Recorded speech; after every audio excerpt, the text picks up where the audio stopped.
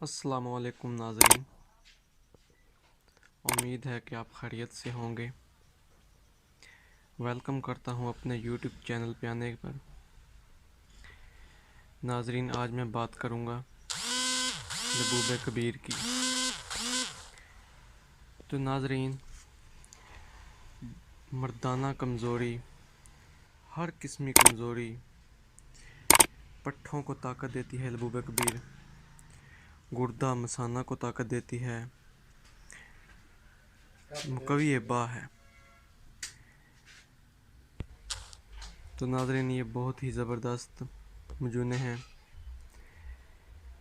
और ये आपको सामने स्क्रीन पर नज़र आ रही होंगी।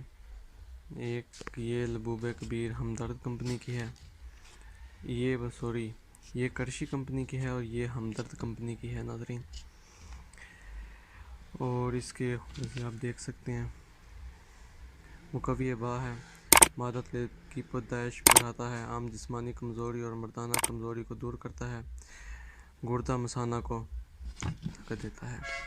तो नाज़रीन, ये है हमदर्द कंपनी का, देख सकते हैं। ये है 300 रुपये का हमदर्द कंपनी का है और 350 रुपये का ये करशी कंपनी का है। तो नाज़रीन, ये बहुत ही ज़बरदस्त चीज़ है। इसको इस्तेमाल करने से आपका जो मर्दाना कमज़ोरी है वो दूर हो जाएगी।